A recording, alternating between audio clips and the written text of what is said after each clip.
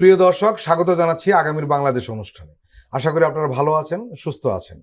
আলোচনার শুরুতেই চলুন আমরা পরিচিত হয়ে নেই আমাদের আজকের দুজন অতিথির সঙ্গে।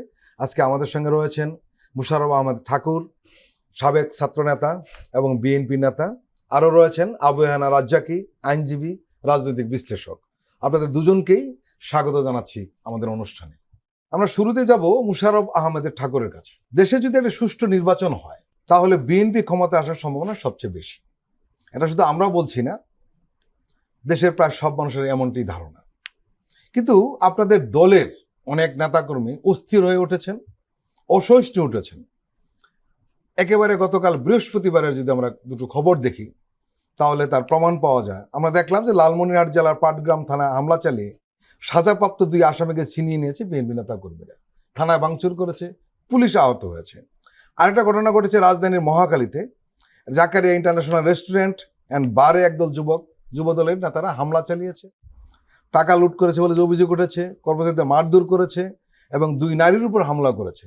এবং এর সাজা হিসাবে সেই যুবদল নেতাকে দল থেকে বহিষ্কারও করা হয়েছে। প্রশ্ন হলো, এই ধরনের ঘটনা যদি ঘটতেই থাকে তাহলে আপনাদের প্রতি, আপনাদের দলের প্রতি মানুষকে হতাশ হবে না? দেখুন, বিএনপি একটা বড় রাজনৈতিক দল।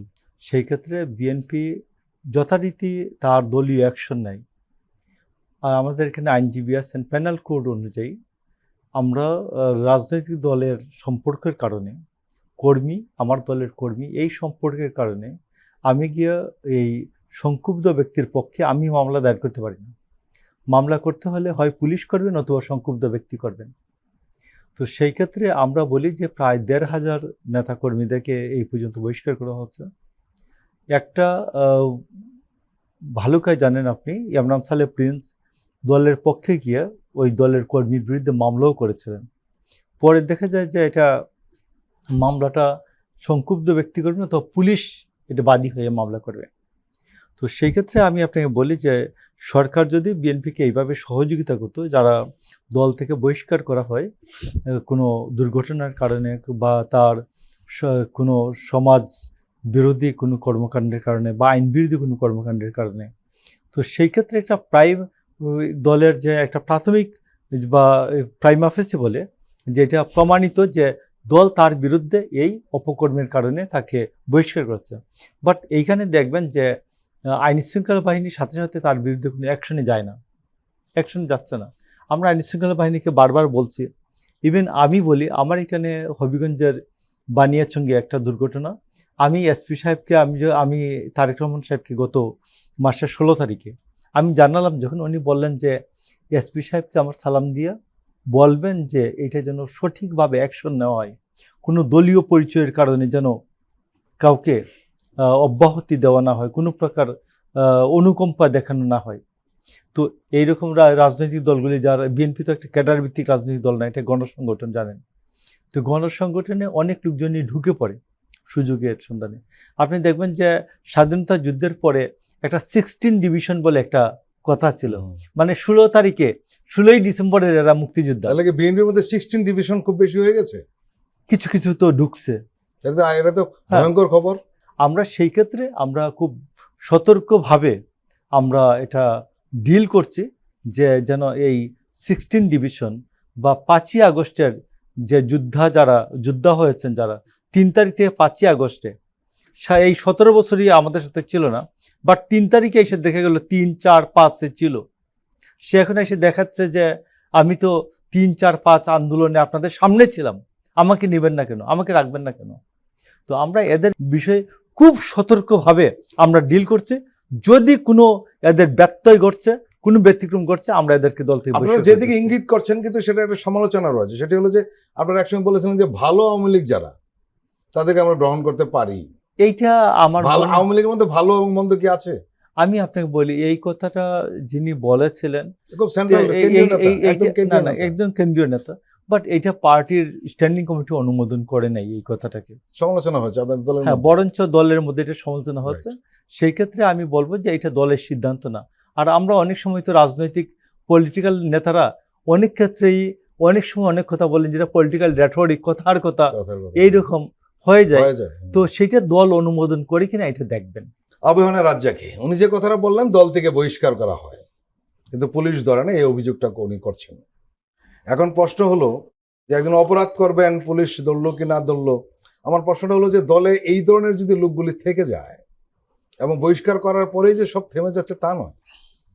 আর একটা জিনিস আমরা প্রশ্ন করে অনেক সময় বিএনপির লোকজন সঠিকভাবে গ্রহণ করতে চান না। আমরা এই অনুষ্ঠানে বারবার একটা কথা বলার চেষ্টা করছি, সেটি হলো যে বিএনপির যেহেতু সবচেয়ে বড় দল এবং ক্ষমতা আসার সম্ভাবনা সবচেয়ে বেশি, তাদেরকে প্রশ্নের সম্মুখীন হতে হচ্ছে বেশি। এটাই স্বাভাবিক, কারণ ক্ষমতাসীনদেরকেই মিডিয়ার লোকজন প্রশ্ন করে, এটাই সাংবাদিকতা বলুন বা এটাই প্রচলিত ধারণা। এখন এই যে এরকম ঘটনা ঘটতেই থাকবে, দু একটা ঘটনা সাজা হবে, তাহলে কি হবে? এটা এক ধরনের নেগেটিভ বার্তা দেয় তো।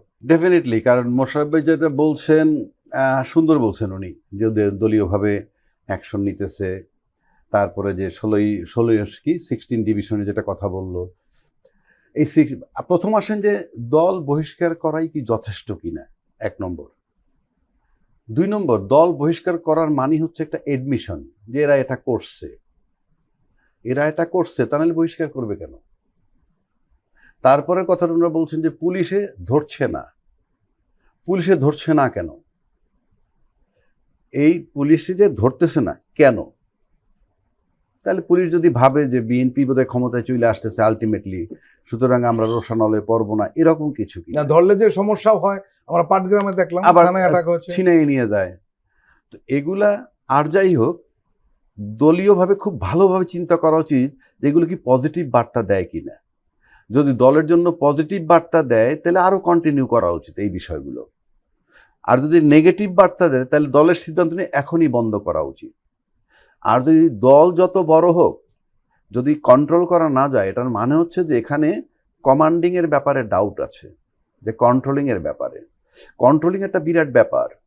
এটার সাথে সম্পর্ক হইল লিডারশিপের সাথে মাঠকর্মী পর্যন্ত যে রিলেশনটা।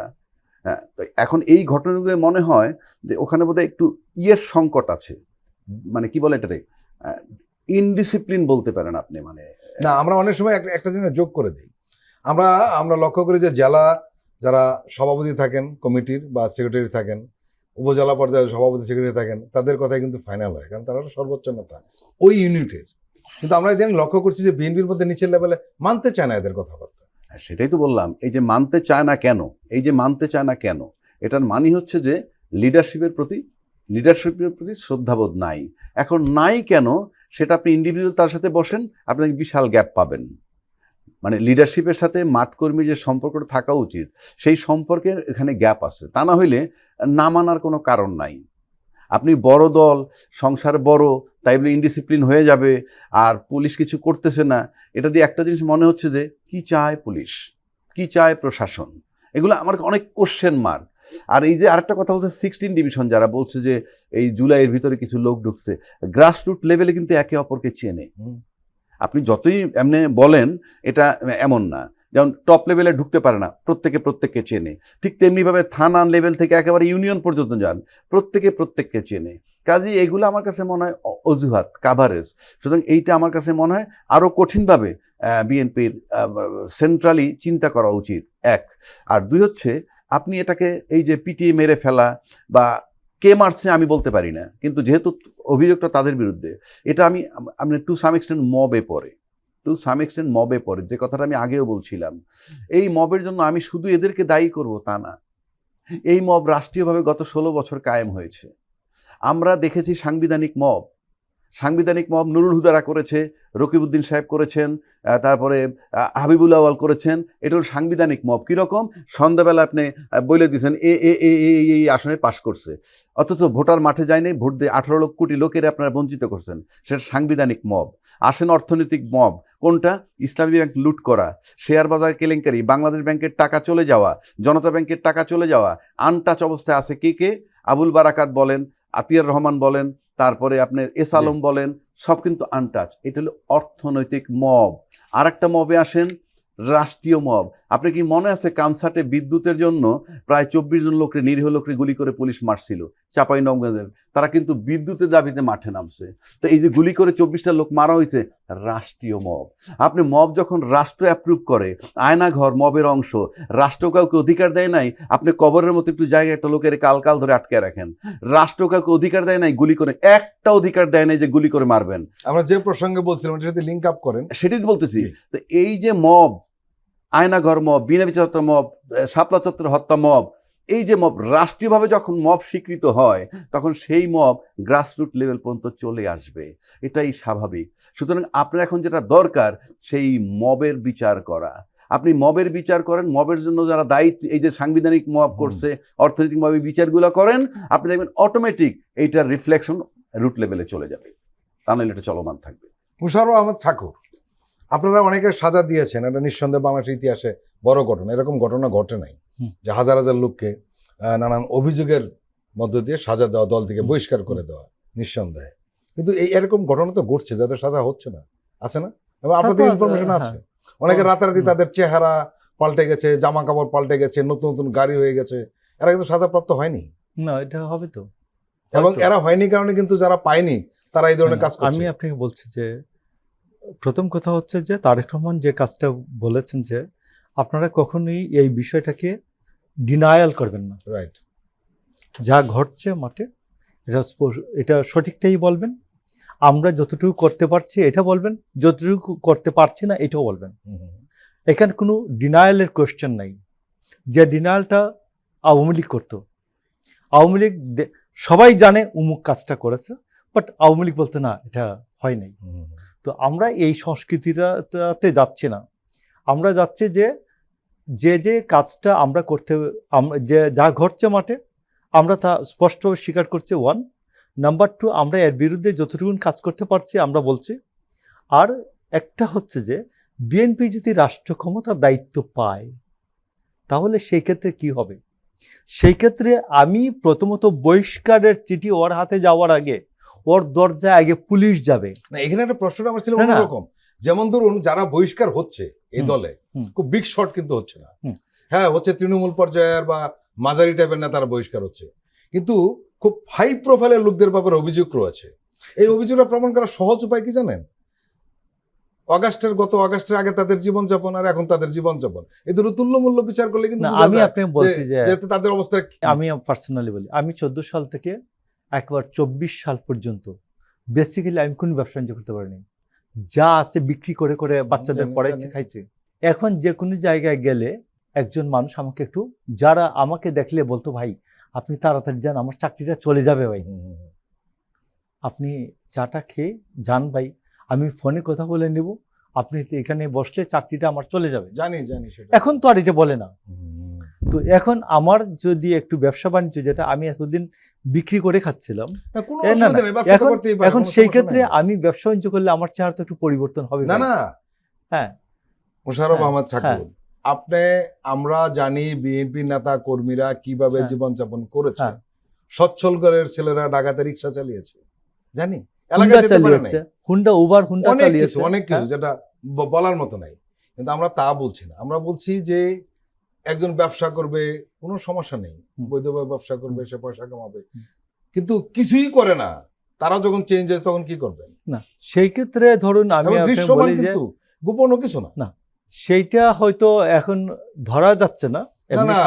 আমি শব্দটা বলছি না, আমরা এখানে টক শোর কারণে সৌজন্যের খাতিরে আমরা নাম বলি না, কিন্তু এখানে অন্তত 50 জনের নাম একদমই বলতে পারবেন, আপনি পারবেন 100, আপনি আরো বেশি চিনেন। তো যাই এইটা আমার মনে হয় যে দলের যদি আমি বলতে, দল যদি রাষ্ট্র ক্ষমতায় যায়, রাষ্ট্রীয় দায়িত্ব পায়, সেই ক্ষেত্রে এরা, আপনার মনে আছে বিএনপি ক্লিন হার্ট অপারেশন করেছিল, যদিও বিষয়টা হৃদয় বিদারক, বাট দেশনেত্রী বেগম খালেদা জিয়া এটা করতে বাধ্য হয়েছিলেন এবং 62 জনের মধ্যে 58 জন বিএনপির নেতাকর্মী মারা গিয়েছিলেন আর্মির হাতে। তো এইটা ওই সময় অনেকেই বলেছেন যে এটা ঠিক হয় নাই, আওয়ামী স্বৈরশাসনের বিরুদ্ধে মোকাবেলায় এই লোকগুলি দরকার ছিল। এই কথা একসময় মরহুম সাদেক হোসেন খোকাও বলেছিলেন যে আমি কাদেরকে আন্দোলন করবো, লোক সব মেরে ফেলেছে, তো সব লোকজন মেরে ফেলছে। তো আমি আপনাকে বলি যে এটা দল থেকে আমরা যদি বলি ব্যক্তির থেকে দল বড়, দলের থেকে দেশ বড়। দেশ যদি আমি দেশের কথা চিন্তা করি, সেই ক্ষেত্রে অবশ্যই দল থেকে দেশ বড়। এটা আমাকে অবশ্যই এটা বিবেচনায় নেয়। BNP is concern about that, দল থেকে দেশ বড়। আবাহনী রাজ্জাকি, আপনি কি বলবেন? বাংলাদেশে আমার জানা মতে আর কি 50-60 লক্ষ জায়গা আছে যেখানে চাঁদার স্পট। তারপরে বাংলাদেশে সিন্ডিকেট আছে বিভিন্ন জায়গায়। তারপরে রাস্তাঘাটে চাঁদা তোলে, বাসের ট্রাক যানজট, নানান জায়গায় চাঁদাবাজি করা হয়। এগুলো কিন্তু আওয়ামী লীগ করতো। এটা দোকানে দোকানে তো হয়। হ্যাঁ, এগুলো আওয়ামী লীগ করতো। কিন্তু 5ই আগস্টের পর যখন আওয়ামী লীগ তল্পি তল্পা সহ এখান থেকে চলে গেল, ওই জায়গাগুলো সব খালি হয়ে গেছিল। সেই জায়গাগুলো পূরণ করলো কারা? নিশ্চয়ই কেউ না কেউ পূরণ করেছে। এবং এই যে যারা পূরণ করেছে তারা কারা? আমি প্রশ্নটা রেখে গেলাম, 1 নম্বর। 2 নম্বর হইল, এই জায়গাগুলো পূরণ করার যে দলেরই করে থাকুক, যারা করে থাকুক, তাদের দল লং রানে ক্ষতিগ্রস্ত হবে। কেন বলছি আমি? যেমন ধরুন, আমি এক জায়গা থেকে চাঁদা তুলি, ঠিক আছে? এখন যেহেতু জাতীয় পর্যায়ে নির্বাচন হয় নাই, নির্বাচন হলে এমপি যখন হবেন একজন, ওই চাঁদার জায়গাটা কিন্তু এমপির ভাতিজা, এমপির ভাগিনা চলে আসে। আমরা ইতিহাস দেখছি, গল্প করে লাভ নাই। কিন্তু এখন কিন্তু এখানে ভাগিনা ভাইস্তার আসতেছে না। এখন এখানে যেহেতু এমপি হয় নাই, কাজেই ভাগিনা ভাইস্তার আসতেছে না। যারা খাচ্ছে তারা খাচ্ছে। শুধু নির্বাচন যদি হয়ে যায় তখন এটার উপরে কিন্তু বাগড়া বসবে। এই বাগড়া বসলে কি হবে? এরা ক্ষতিগ্রস্ত হবে, তাদেরই আর একটা পোর্শন আসবে। ফলে যেটা হবে, আপনি যদি এখন আন্দোলন করতে যান, মানে আপনি যদি ভালো করে চিন্তা করেন, সব জায়গা কিন্তু অকুপাইড হয়ে গেছে। শুধু সংসদ নির্বাচন হইলে তো 300 এমপি হবে, এই জায়গাটা বাকি আছে। এছাড়া কিন্তু সেট আপ কমপ্লিট। যে যত গল্পই করুক, এটা যে দলেরই হোক, সে আপনি কোনো দলের নাম বলার আমার দরকার নেই। ফলে রেজাল্টটা কি হবে? আজকে যে পরিস্থিতিটা হচ্ছে, সবচেয়ে বড় দল যারা নির্বাচন করলেই ক্ষমতায় যাবে, this way that way time কিন্তু কনজিউম হচ্ছে।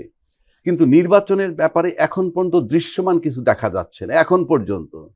ফলে কি হয়, মাঠে যারা অলরেডি অকুপাই করে ফেলছে তারা ভাববে যদি নির্বাচন না হয়ে এই সরকার আরো লম্বা সময় থাকে, আমাদের কোনো ডিস্টার্ব হইতেছে না। সুতরাং এদের কিন্তু আন্দোলনে লোক পাওয়া কঠিন হবে যদি এটাকে নিয়ন্ত্রণ করতে না পারে। কিন্তু ওই সুন্দর কারণ 1 আর 2 নম্বর, যদি কোনো কারণে নির্বাচন না হয়, তাহলে তৃতীয় ব্যক্তির কাছে যদি ক্ষমতা চলে যায় আবার কিন্তু নির্বাচন 2-3 বছর পিছিয়ে যাবে।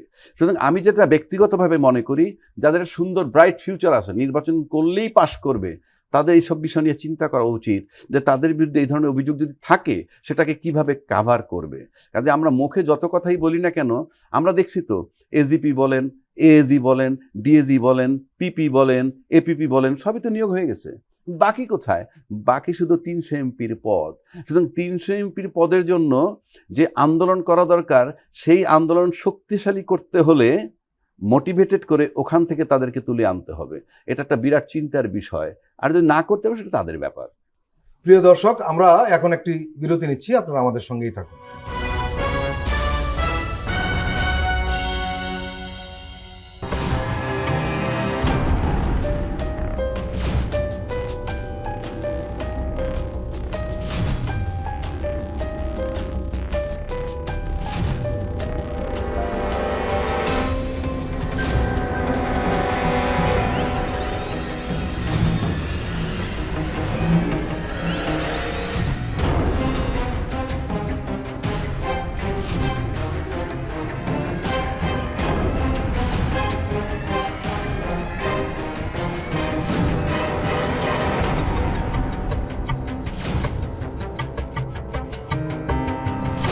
কেমন আছে অর্থনীতি দেখবেন প্রতি সোম ও মঙ্গলবার রাত 10:20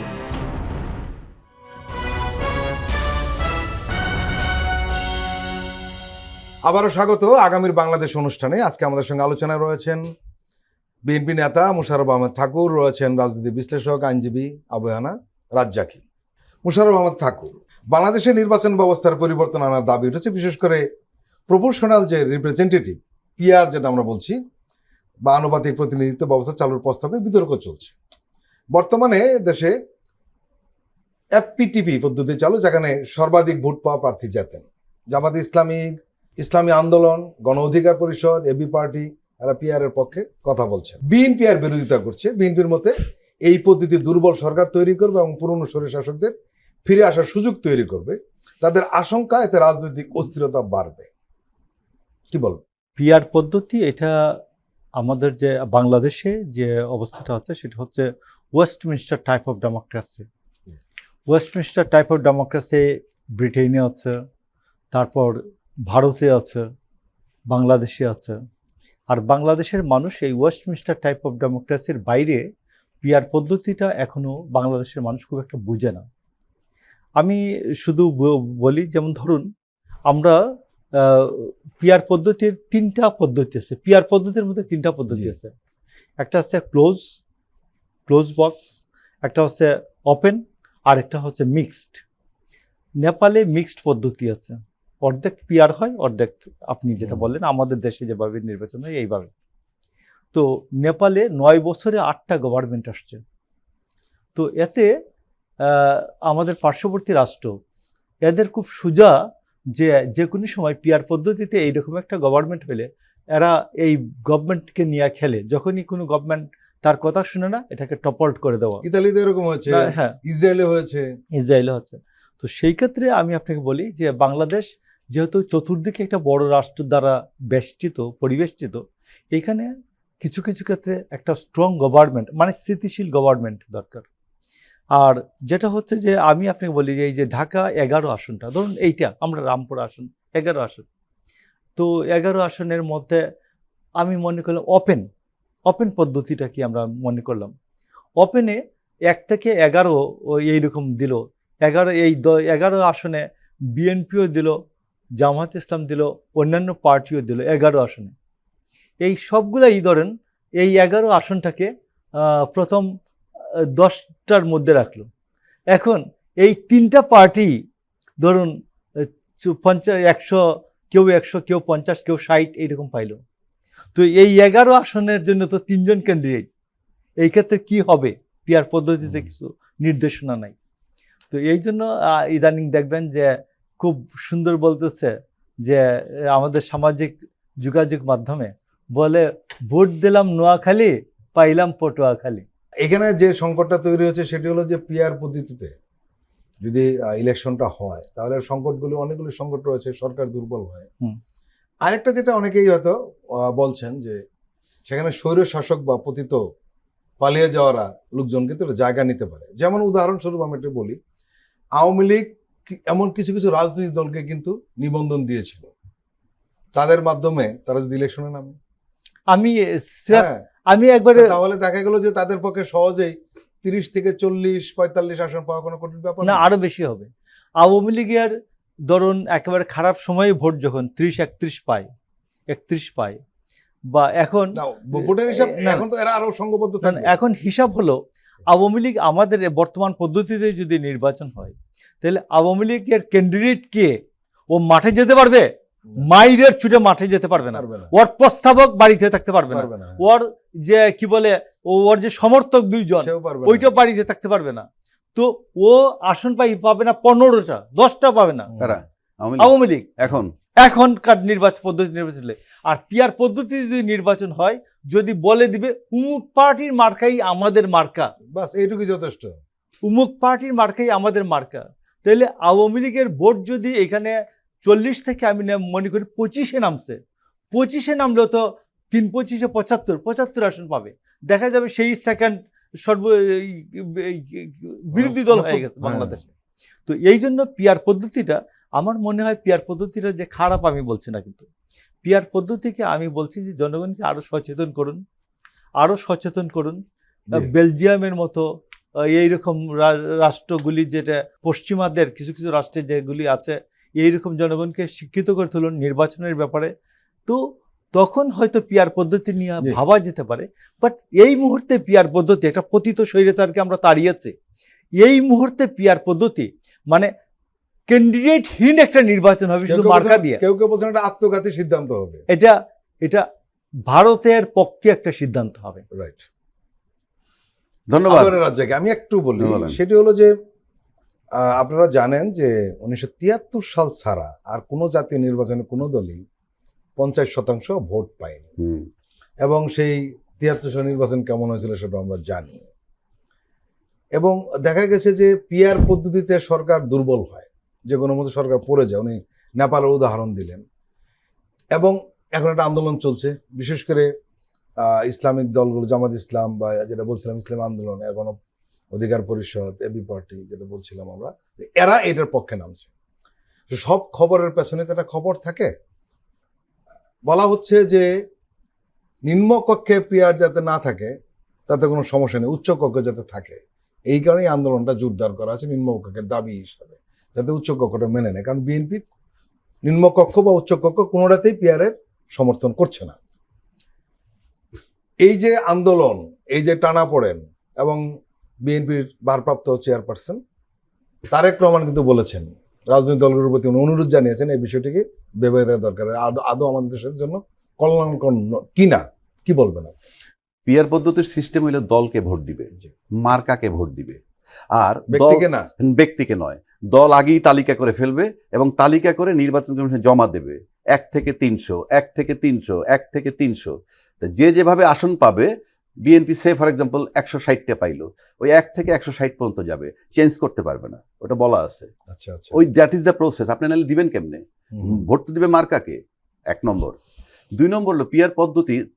আমি আলোচনা করছি, আমি কিন্তু রাজনীতিবিদ না, আমি আলোচনা করতেছি। পিয়ার পদ্ধতির আরেকটা সুবিধা হলো, আপনি প্রথম ডিসাইড করেন সংসদ সদস্য করবে কি, সংসদ সদস্যের ফাংশন কি। আমাদের দেশের সংসদ সদস্য তো চিফ ইঞ্জিনিয়ার ডাইকেই না বিল সই করতে বলে, অমুক উন্নয়নমূলক কাজ করে। No right at all. তাদের কাজ বাজেট প্রণয়ন করবে, পলিসি মেক করবে, আইন প্রণয়ন করবে, বিভিন্ন সুবিধা অসুবিধার ভিত্তিতে তার কাছে আসবে। এখানে পপুলার লোকও দরকার নাই যদি আপনি ওইভাবে যান। পিয়ার পদ্ধতিতে পপুলার লোকের দরকার নাই, যোগ্য লোকটাকে আপনি এমপি বানাবেন, who has the ability to make law. যোগ্য লোককে আপনি এমপি বানাবেন। হ্যাঁ। কিন্তু এখন তো তখন হয়ে যাবে কি, হ্যাঁ, পার্টির হাতে ক্ষমতা চলে যাবে, বা লিডারদের হাতে, যে এমপি আমি কাকে বানাবো। আমি সেই জায়গায় বলছি, সেই জায়গাটাই আসতেছি। সেখানে কিন্তু আর যোগ্যতা Yes, yes, থাকবে না। আমি সেই জায়গাটা আসতেছি। আপনি যদি এমপির কাজ যেটা বললাম এর ভিতরে সীমাবদ্ধ রাখেন, তাহলে তো আর কেউ এমপি পদ কিনবে না। হ্যাঁ, আমি কি হইলে, আমি তো বলছি না হবে। এমপির কাজ আইন প্রণয়ন করা, আপনি লোক খুঁজে পাবেন না, এমপির নমিনেশন দেওয়ার লোক খুঁজে পাবেন না। এমপি তখন উপজেলা চেয়ারম্যান গিরি করতে যাবে। যার টাকা আয় করার ইচ্ছা আছে ডেভেলপমেন্টের নামে, সে তখন উপজেলা নির্বাচনে যাবে। এখন এমপি সাহেবরা কি করে আপনি জানেন তো রে ভাই, এটা তো আমার বানায় বলার দরকার নাই। এখন আসেন মেরিটস কি আর ডিমেরিটস কি। মেরিটস হইল আপনার এই পদ্ধতিতে ভোট বিফলে যাবে না, অর্থাৎ আমি যাকে ভোট দিব, যেই দলটাকে, সেই দলের প্রতিনিধি আমি পাবই। এটা হলো ভোট বিফলে যাবে না, 1। 2, পার্লামেন্টে আপনি শক্ত বিরোধী দল পাবেন। শক্ত বিরোধী দল পাওয়ার মানেই সরকার দুর্বল হবে। বাট সবাই যদি ট্রান্সপারেন্ট থাকেন, কিচ্ছু আসে যায় না। আমি আমার বক্তব্য দিচ্ছি, আমি পলিটিশিয়ান না। এখন বলতেছেন যে আওয়ামী লীগ কিছু সিট পাবে, তাহলে এখন মনে হইতেছে যে আমরা কি আওয়ামী লীগ ঠেকানোর রাজনীতি করব? আমি তর্কের খাতিরে বলছি, কেননা আওয়ামী লীগকে কিন্তু করা হয়েছে, কার্যক্রম স্থগিত করা হয়েছে। দলমত নির্বিশেষে সবাই যদি বিচারটা করার জন্য সহযোগিতা করে এই সরকারকে, তাহলে বিচার হয়ে যাওয়ার পর তারা কিন্তু তাদের যে নিষেধাজ্ঞা সেটা উইথড্র হতে পারে। তাদের মানসিকতার লোকগুলি আসতে পারে। সেটা আসুক, আওয়ামী লীগের কথা তো ওইভাবে বলা হয় না, তাদের মানসিকতার লোক আসুক। আপনি যদি বিচারটা করতে পারেন, ওই একটা বিচার কিন্তু বাংলাদেশের বহু লোককে মানসিকভাবে ঠিক করে ফেলবে। বুঝাইতে পারছি আমি? মানসিকভাবে ঠিক করে ফেলবে, বাপরে বাপ কি বিচারটা হয়েছে। সুতরাং বিচারটা জরুরি। বিচার জরুরি হওয়ার পর যদি বিচারটা হয়ে যায়, তারপর আমি কিন্তু মোটা থেকে একটা প্রশ্ন করি আপনাকে। পিআর পদ্ধতিতে যে সমস্ত দেশে সরকার গঠিত হয়েছে, সব সরকার কিন্তু খুব বানালেবল। আমাদের দেশে এমন কিছু দল রয়েছে না যে দলের চেনাতা বড়, এই নেতারা তখন কিন্তু অনেক ধরনের জামালা তৈরি, সেটা আমি বলতেছি, আশঙ্কা থেকে যায়। হ্যাঁ, আমি একমত। আমি তো পক্ষপাতিত্ব করছি না, আমি আমার ব্যাখ্যাটা দিচ্ছি। পিয়ার পদ্ধতি চলছে নেদারল্যান্ডে, ইসরায়েলে, নরওয়েতে, সুইডেনে, ডেনমার্কে, ফিনল্যান্ডে, সাউথ আফ্রিকা, ইটালি, স্পেন সহ বহু দেশে। এখন ইসরায়েল তো সবটার উদাহরণ না। সুতরাং সবকিছুর ভালো মন্দ আছে। আমি ভালোটা বললাম, মন্দটা কি, একটা নরেবরে সরকার হবে, নরেবরে সরকার। আর 2 নম্বর কি, যে স্বৈরাচারী ফেরত আসবে বলতেছে।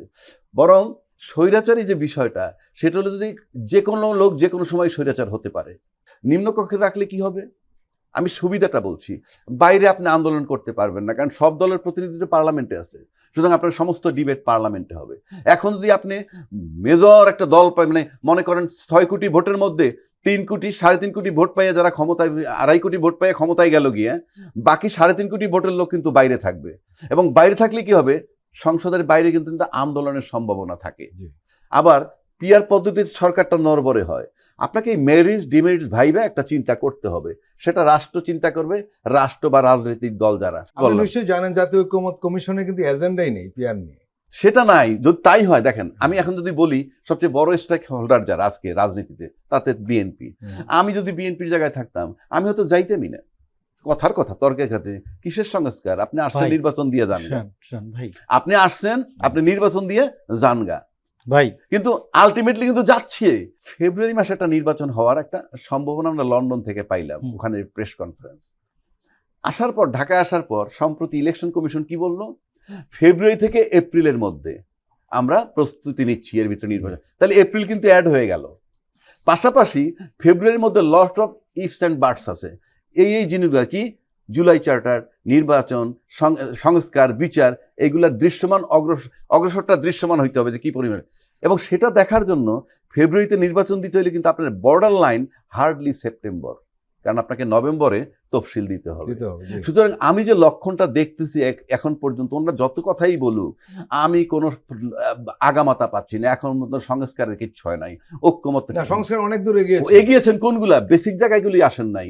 স্থানীয়রা আগে না পরে, তারপরে প্রেসিডেন্টের ভারসাম্য, তারপরে এই যে নিম্ন কক্ষ উচ্চ কক্ষে পিআর সিস্টেম, না এই যে বেসিক জিনিসগুলা, এইটা ঠিক না হলে আপনি 100টার মধ্যে এই 5টা ঠিক না হয়, 95টা ঠিক হওয়ার কোনো মানে নাই।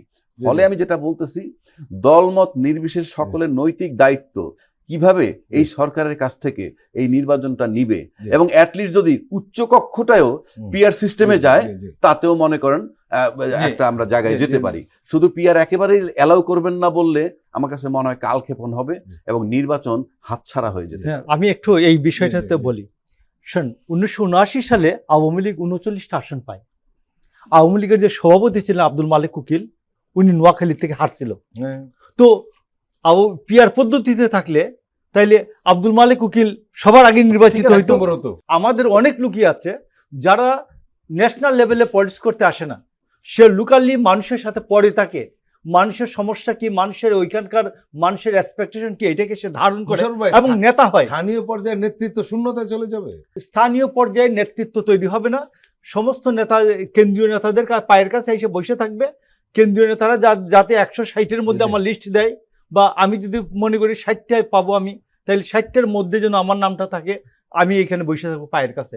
এরপরে আরও আসছে যে বাংলাদেশের যে বিষয় আছে, অনেক কথাই তো বলা হয়, তো তখন মনে করবে যে ঠিক আছে, আমি 160 আসন পাইছি, এই 60টা দলের নেতা কর্মীকে দিলাম, আর 100টা 50 কোটি টাকা করে বিক্রি করে দিব।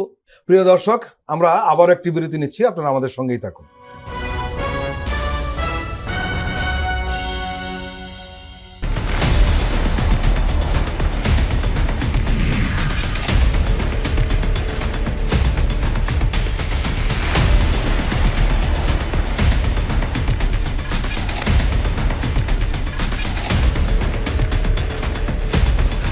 নিপীড়নের স্মৃতি, প্রযোজনা মোহাম্মদ হাসান রিয়াদ ও গোলাম মোর্শেদ।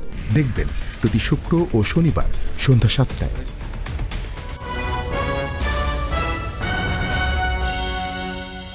আবারও স্বাগত আগামীর বাংলাদেশ অনুষ্ঠানে। আজকে আমাদের সঙ্গে আলোচনায় রয়েছেন বিএনপি নেতা মোশাররফ আহমেদ ঠাকুর, রয়েছেন রাজনীতি বিশ্লেষক আইনজীবী আবুহানা রাজ্জাকি। মোশাররফ আহমেদ ঠাকুর, একটা বিষয় আমরা একটু আলোচনা করতে চাই, সেটি হলো যে মোটামুটি আমরা ধরে নিচ্ছি যে নিম্নকক্ষে পিআর পদ্ধতিটা হবে না। এখন আমরা একটু আগে আমি আবুহানা রাজ্জাকি বলছিলাম যে এখন কিছু রাজনৈতিক দল নিম্নকক্ষেও পিআর পদ্ধতি চাচ্ছে, কিন্তু আমরা এটাও জানি তাদের সম্ভবত মূল টার্গেটটা হলো উচ্চকক্ষে যাতে পিআর পদ্ধতিটা থাকে। এখন আপনার কাছে আমার প্রশ্ন যে নিম্নকক্ষ আগের পদ্ধতি থাকুক, উচ্চকক্ষে কি পিআরটা হতে পারে না?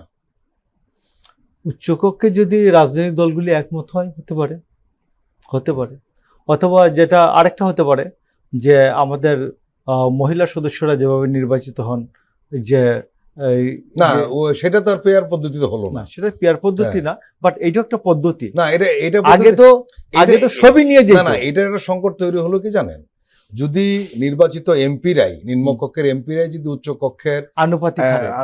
হ্যাঁ আনুপাতিক হারে যে নির্বাচিত হয়, হ্যাঁ। তাহলে কেউ কেউ বলছেন যেটা নিম্নকক্ষের একটা রেপ্লিকা হবে উচ্চকক্ষ।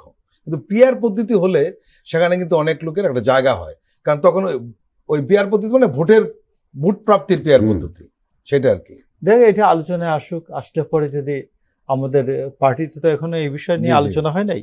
আর আমার মনে হয় এখানে আমি হঠাৎ করে একটা সিদ্ধান্ত বলে ফেলা এটা ঠিক হবে না। তো এই ক্ষেত্রে আমাদের অগ্রগতি ইনশাল্লাহ আমরা এগিয়ে যাব। তবে আমি আপনি বলি যে হাসিনার প্রেতাত্মা সমস্ত জায়গায় বহাল আছে। শেখ হাসিনার 46 জন ডিএনএ টেস্ট করা সচিব এখনো এই সচিবালয়ে আছে। আমি বলি এই জুলাই মাসের 31 তারিখের আগে হাসিনার এই সবগুলো সচিবকে বিদায় করেন। আপনি দেখুন, শেখ হাসিনা 1,12,000 পুলিশকে সে 2,02,000-এ উন্নীত করছিল। এর মধ্যে 80,000 হচ্ছে গোপালগঞ্জ এন্ড ফরিদপুর মিলাইয়া। আমরা কি পারতাম না গত 1 বছরে যে আমাদের পুলিশের যে রিফর্মটা, আমি এখানে নতুন করে 50,000 পুলিশ নিয়োগ দিতে পারতাম, অফিসার এবং মিলাইয়া, সিপাহী মিলাইয়া, তো কনস্টেবল মিলাইয়া, এইটা পারতাম। আমরা এই কাজগুলি করি নাই। আমরা এই কতগুলো থিওরিটিক্যাল জিনিস নিয়ে একেবারেই পড়ে থাকলাম।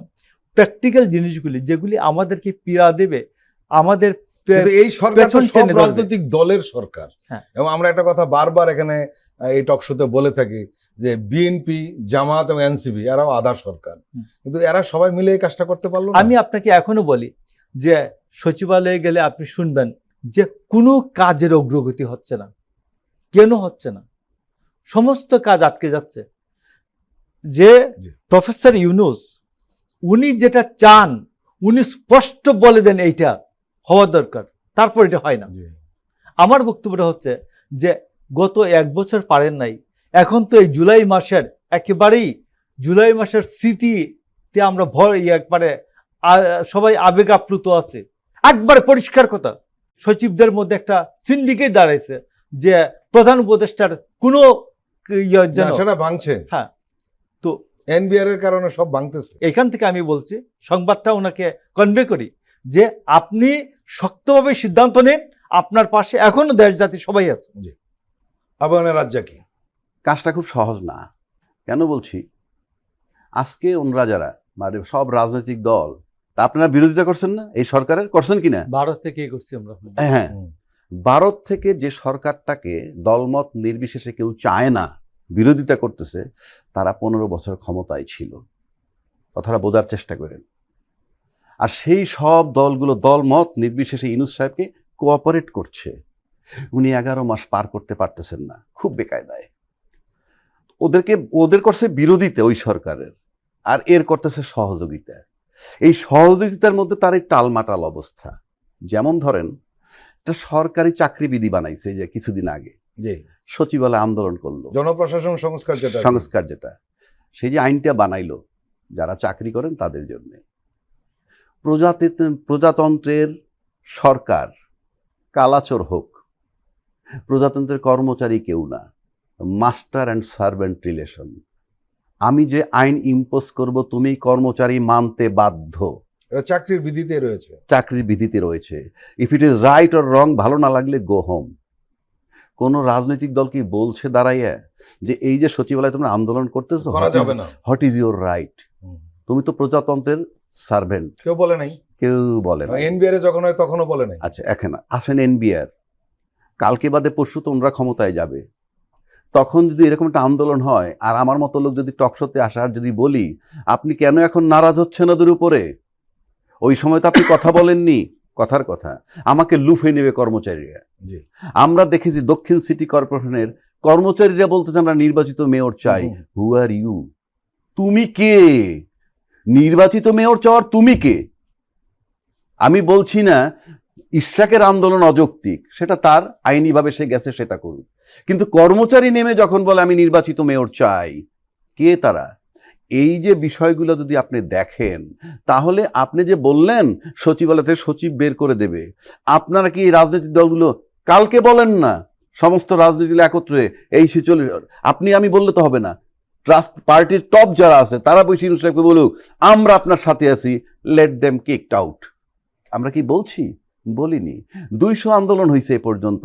আনসার যখন মাঠে নামছে, কোন রাজনীতিবিদ বলছে একটা অনির্বাচিত সরকার for the time being he is here, তোমরা বাসায় যাও, ওনার কাছে কেন দাবি দাওয়া করো, ইলেক্টেড গভর্নমেন্ট আসুক? কই, কেউ তো বলেননি।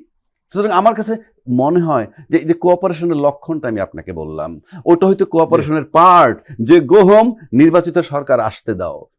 এই কথাগুলো কেউ বলেনি। কাজে আমি এটা ইউনূস সাহেবের পক্ষে বিপক্ষেও না, কোনো আমার বলছে আমার বিবেকটা কোথায়, জাতির সচেতনতাটা কোথায়, কর্মচারীকে কর্মচারীর মতো রাখতে হবে, বিষয়টা সিম্পল। আবাহনী রাজ্জাকি এবং মুশাররফ আহমেদ ঠাকুর, আপনারা দুজন আমাদের দীর্ঘ সময় দিলেন, আপনাদেরকে আন্তরিক ধন্যবাদ। প্রিয় দর্শক, আজকের অনুষ্ঠান আমরা এখানে শেষ করছি। আপনারা ভালো থাকবেন, সুস্থ থাকবেন। আল্লাহ হাফেজ।